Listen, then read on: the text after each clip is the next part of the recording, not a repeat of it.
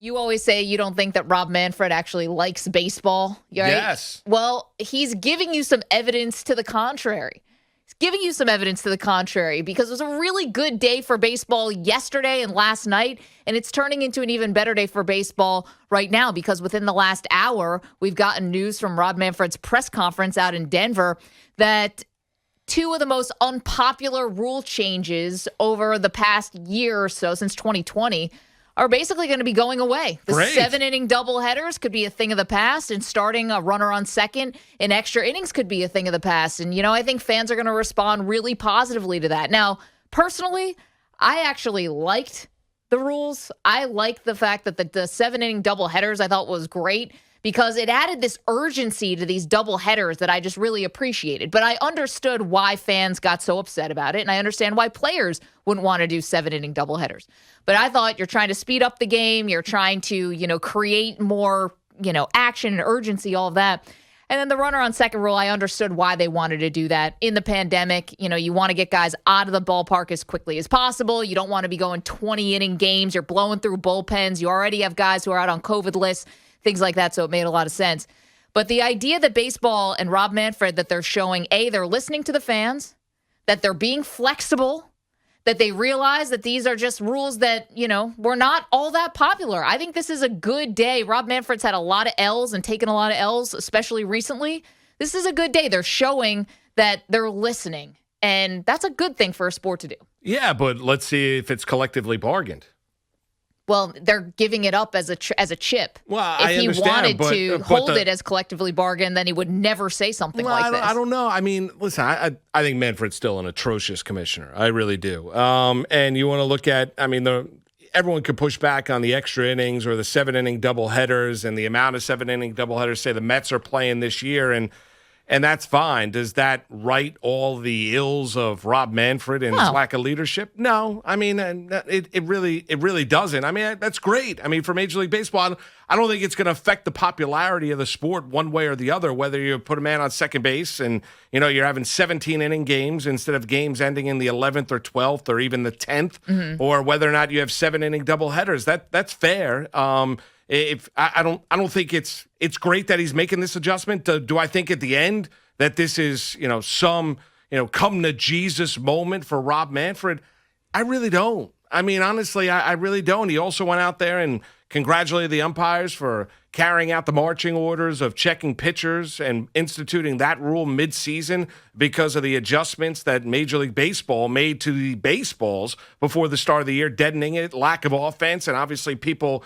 He reacted to the fans then because people were screaming and hollering about the amount of no-hitters, right, the lack of offense, the fact that the league average was at an all-time low at one point in time, sitting there at 235, 236. So what did the owners do? Well, Rob Manfred and the owners said, well, you know what, we'll take the substances off the baseball, and they'll lead to an uptick in the offense. When I look at Rob Manfred, it's more reactionary than visionary. Yeah, but the NFL does that too, and we'll give kudos when they have rules that are unpopular, like when you were getting to replay defensive pass interference, stuff like that, the non-calls. And then it was just like, we don't actually need that, and the pendulum kind of swung one way or the other when it came to replay in the NFL. I think that's okay to have your ear on the ground there and to be a little reactionary. I'm not going to kill a league for doing that. And to be honest, the way that after that first week and how clunky that first week was in terms of checking the baseball for substances and stuff like that, and Max Scherzer had his sort of meltdown, and Joe Girardi, was kind of playing mind games and stuff like that. Since that's happened, I barely notice it anymore. Well, they don't show it. They don't show it, exactly. Right, and so I don't think that the pitchers home, I don't think are getting all too upset about it anymore. The umpires actually are, I think, they're just doing their jobs. Right. I get it, but we're sitting at home watching the games. Right. So if TV doesn't show it. But it doesn't interfere. No, it doesn't. But if TV doesn't show it, you don't see it. Right. So, if you're at the game, you're going to see it if you're there. But if TV's not showing on, and if you're not having the situation that Joe Girardi did with the Phillies and Nats and Max Scherzer and, acting like a complete buffoon and, going after Scherzer on more than just one occasion that game, and it led to, Max losing his mind, on the mound at the time. Yeah, listen, I don't look at Major League. I don't look at it as spit in the face of the history of Major League Baseball. The fact that he stuck a runner on second base in the 10th inning to prevent these games from going 17, 18, 19, 20 innings long. And completely, gassing your bullpen because everyone's trying to swing for the fences. I don't look at it as a spit in the face of baseball and the history of baseball. If you decided, as they did, to have not 7-inning doubleheaders instead of 9-inning doubleheaders, the problem you have, and here's where the reaction is. The reaction is you still kept charging the same prices for a 7-inning game, as you saw on multiple occasions here in New York, as compared to a 9-inning game. But that's not Manfred. Yeah, but that's a problem. That's the team. But that's a problem. It's a problem. I mean, but that's a problem. But Rob Manfred works for the owners, right? But so I mean, that is he's not dictating the ticket prices. But that is an owner's react. That is an owner basically going out there and like a pig. Eating more of more. I mean, so you're charging people the same amount of money for a 7-inning game as you want a 9-inning game. We had calls last week about, the split doubleheader between the Mets and the Yankees was an absolute disaster. We had Yankee fans calling up to where, you had that game at 2 and the game at 7. Yankee fans showing up, paid, the same amount of money for a 7-inning game as a 9-inning game, didn't walk into the ballpark to the 3rd inning. So I'm sure there was pushback on that. I mean, I just think Manfred's terrible. So if I'm going to look at today and say, well, good for Major League Baseball that you're going to now have 9-inning doubleheaders and you're not going to have the same extra inning rule, I guess. I mean, it's never a bad thing to listen to the fans. Those rules were the fans that outraged by it to where it was hurting the popularity of the sport? Well, just what you're talking about. If you're doing those split double headers and if the teams themselves are doing wrong by the fans, that creates a backlash that people don't want. So you get rid of that immediately off the table. You can't give the teams the opportunity to do the wrong thing. So you do take that element away and you realize that maybe the runner on second rule, listen, maybe I always thought that the players were not going to like that rule. Obviously, the pitchers don't like that rule, even though the earned run doesn't go on that reliever's record for the day. But they didn't really like that rule because relievers want to pitch. People want to pitch more, all that stuff. Guys want to get up more at bat, all that stuff, right? They want more at bats. They want more opportunities to play. But the idea that, I wasn't offended by it, but it just wasn't all that popular. And I think they realized that they might not need it anymore. And I don't think it was, it's fine, I think, to be able to listen to the fans. And if people are like, you know what, this isn't really working out, to not be stick in the mud. Because for a long time, baseball has been stick in the mud on other things. And they've gotten criticized for being so slow to change and slow to embrace new things, new ideas, and things to help popularize the sport. So I will give them credit when they are making an adjustment here because I think they earned it. And then last night with the home run derby, listen, that was a great Manfred event. Right now is a man of the people? He's having a good afternoon. That's all I'm giving him. He's a man of the people. I'm giving him a good Rob afternoon. Manfred's now holding up his hands, and I'm with you. I feel your pain. I feel the fact that how outraged you are about where Major League Baseball is going, and I will adjust. He's a man of the people. He's having a good hour. He's a man of the people. He gets a good hour for the first time in I'm sorry I called the trophy time. a piece of tin. It's not how I feel about it. There is metal, tin. I should have referred to it as a glorious trophy. I mean, I'm sorry, I did nothing against the Astros. You're the last person in the country who's still hung up on that. I'm sorry, I did nothing against the Astros players and let them walk free. I'm sorry, I just slapped the hand of the Boston Red Sox in 18. I apologize, we keep on messing with the baseballs every given year, but here's what I will give you. No more 7-inning doubleheaders and no more runner on second base and extra innings. Well, if you want to talk about giving it to the Astros, if Chad Green doesn't melt down in the 9th inning, maybe the Yankees could have given a little something more to the Astros over the weekend. But Manfred's such a clown.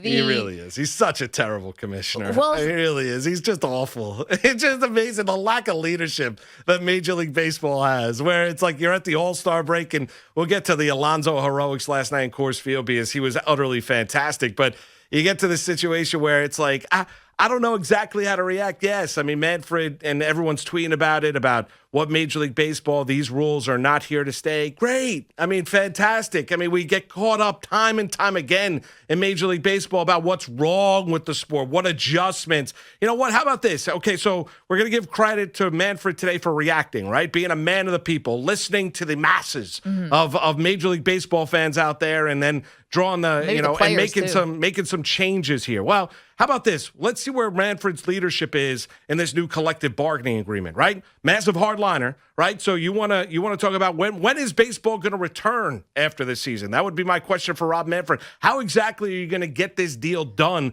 with the player side? Are you going to be such a hard liner? Because if I'm going to say now that Rob Manfred, all of a sudden, man of the people, cares about the sport, cares about the popularity of the sport, well, what is Rob Manfred has made his bones in Major League Baseball by being an absolute hardline lawyer that looking at things his way or the highway. You know what? Is he going to be a little bit more understanding about this sport cannot go through a labor dispute? This sport cannot afford to go through a work stoppage. That, the baseball fan out there that might be a little outraged by the extra inning rule or the 7-inning doubleheaders will not stand for the fact of a work stoppage in Major League Baseball. Is Rob Manfred going to have that come to Jesus moment? If he has that come to Jesus moment, then I'll give Rob Manfred all the credit in the world. I need to see that, and I hate this cliche, but I need to see that happen in order to believe it.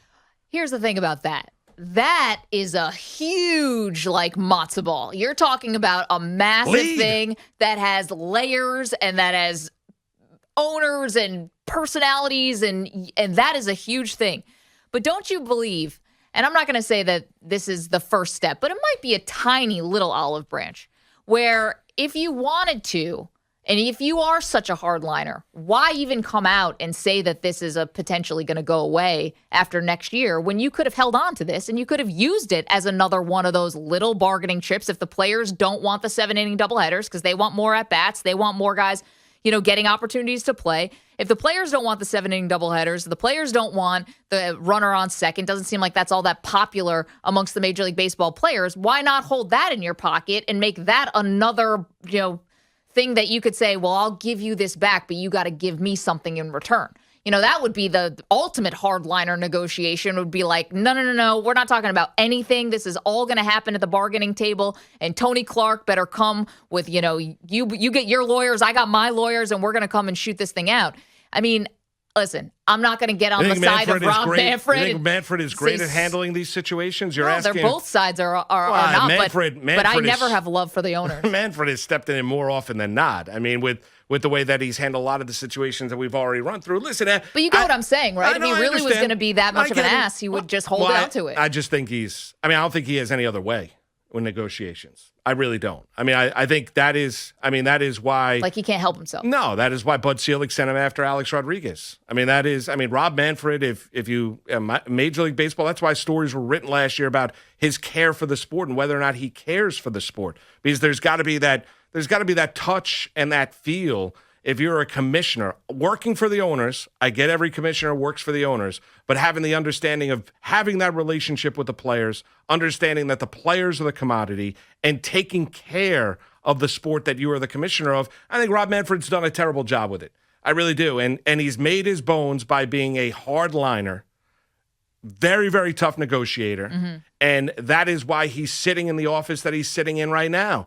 And he's clearly lacked leadership. So you want to say that this is a positive sign for Rob Manfred today? Fair. I guess, Maggie, I got to look at it. I got to see a little bit more. I mean, that's all. I mean, I got steps. Yeah, I got to see a little bit more from Manfred. Here's what he's done that is not, but this is where his biggest failure has been as commissioner, is the distrust that has gone back for decades and generations with Major League Baseball between owners and the players because of collusion, because of the history of the game.